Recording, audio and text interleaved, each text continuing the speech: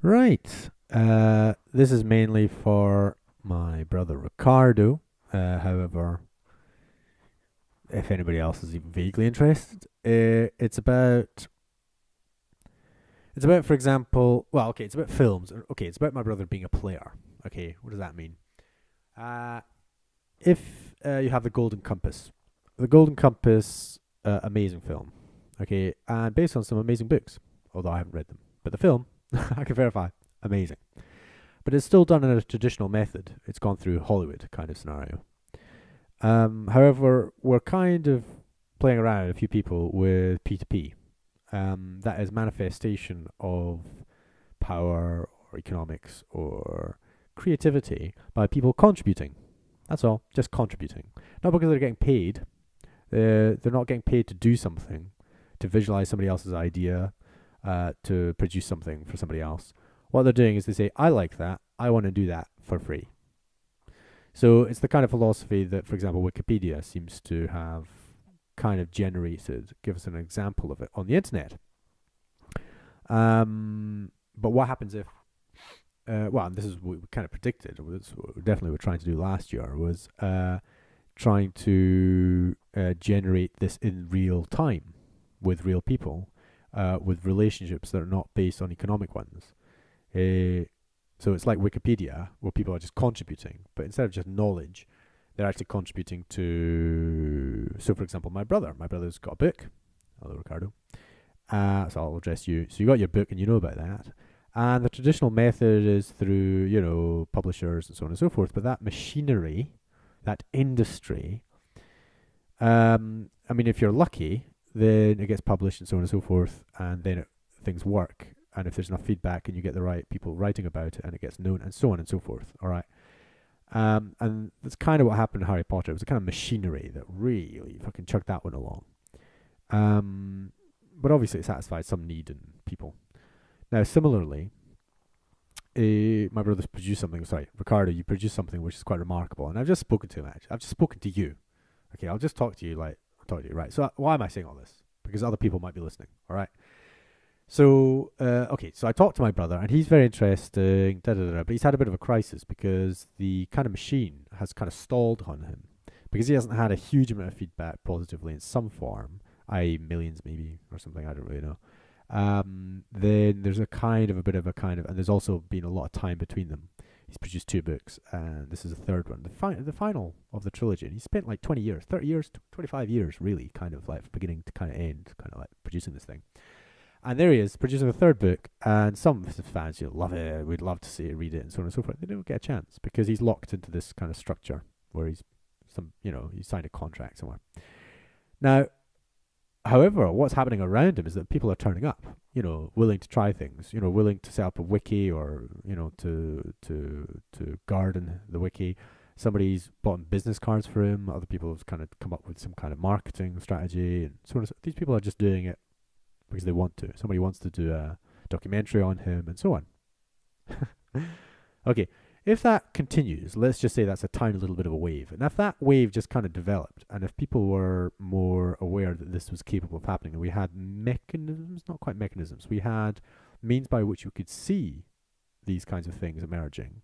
Like I could spot it on my screen. I could, okay, what's this happening over here? That looks quite interesting. Or I could put a filter. Something about films. Oh, these are the various things that people are doing about films. So what's this one? What's this one? There's about 4 people really devoted to that. Why? What are they doing? They're doing something today. What are they doing? Oh, that looks interesting. Oh, that looks interesting. And then you get involved because it looks interesting. It's attractive. That's how they're involved. It's because they're attracted to it. So, um, and there'll be like you go for the big mass, or you go for small mass collection of individuals doing things and so on. So my brothers might be potentially a fairly big flow because it's to do with extreme, exaggerated displays of authority. It's kind of caricatured to the point where it's almost like graphic novel esque. It's also got a gay relationship, and Brokeback Mountain was a film which was quite substantial mainstream, and that was quite like, but a fantasy where the central characters are gay, not the side characters, but actually carrying lead characters. That's quite tricky. But I can imagine there being enough people interested, enough money, and so on and so forth, for that, for people to produce something out of a labor of love, and for example, for a film to be produced, let's say, um, almost as good, let's say, yeah, as good as The Golden Compass. Now, for that to occur, let's say that could occur, say, in 3 years' time, because it requires quite a lot of social engagement, quite a lot of money, but actually, people have got the software almost. They have the software to be able to do it. But the social thing isn't quite there, and we certainly can't see how these things are manifesting. That's where the confluence model comes in, and that's what Tav's working on, and Sophia's kind of enthused by, and that's in relation to Yunus.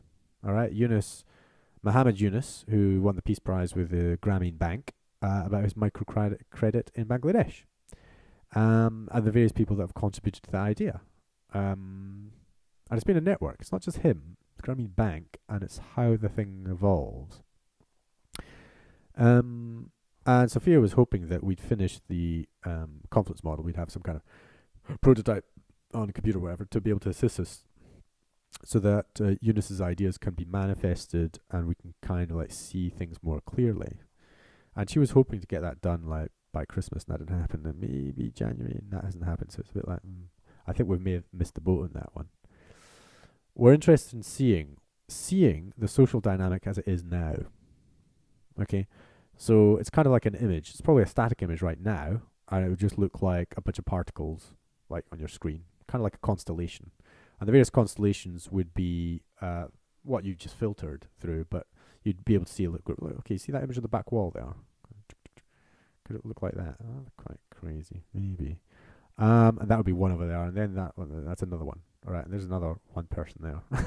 Okay, and that's you're seeing this on the screen, you see. And you go, oh, what's that? What's that guy doing? Okay, in relation to, what's that guy doing? Oh, what's that guy?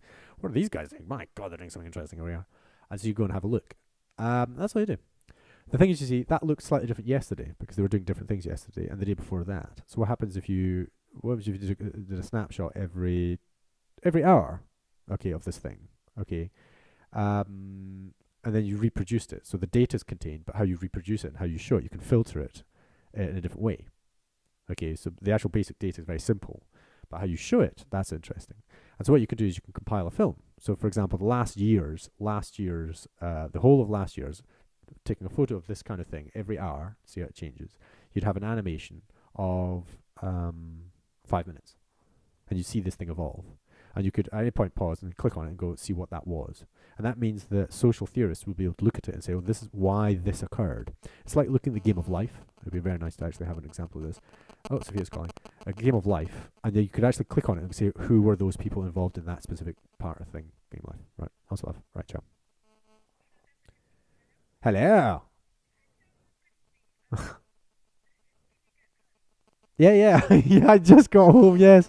The car, yes, that's right. Overheating, yes, 3 times. I had to stop the car. It's crazy.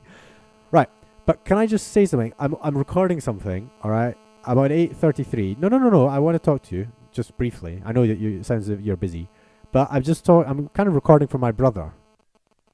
So do you want to say anything? Yeah, because you're being recorded right now, even though you're not here. You obviously are here, and in his reality, yeah. Sorry.